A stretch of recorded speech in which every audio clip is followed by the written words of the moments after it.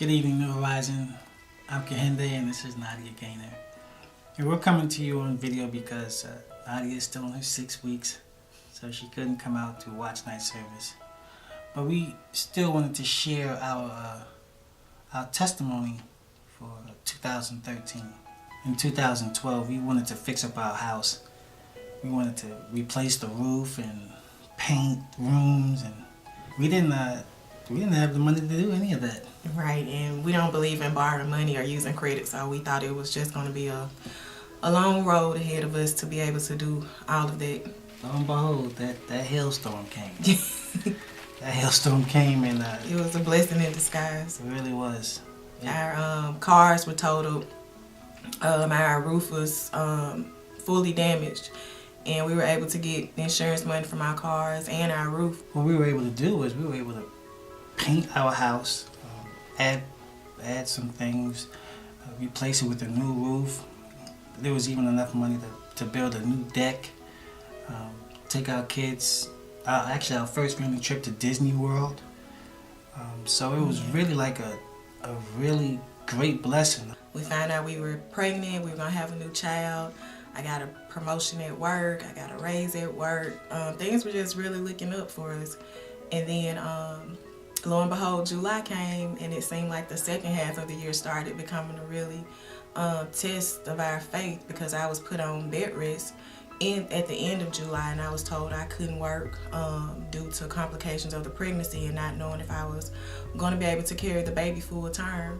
And that was just a really test of our faith, because we were put on one income. Kehinde is self-employed, and so if he doesn't get any work, then we don't have any money. And so just not having that security of knowing that on the 15th and the 30th I was going to get a check no matter what, and just having to really rely on God and just trusting that he was going to be able to take care of us and provide for us. It was, I know I wasn't able to see that at first, at the beginning. I was just really scared and terrified of what was going to happen with us. A lot of times I'd be at church, I'd have a smile on my face, but people really didn't see the burden that I was carrying, not only for myself but for my wife, because she was in so much pain. And as a husband, you want to take care of your wife and your family, but when you realize that there is really nothing physically that you can do to help your spouse except pray, then that puts you in a real humbling position. A lot of times people would ask, well, how's Nadia feeling? And I'd say, she feels great, she feels good. Even though she'd be in pain, I refused to say she's not doing well, because I always wanted to continue to speak positivity to the way she was really feeling. Right, and also during that time, God just continued just to open up doors for us. We still continue to pay our tithes.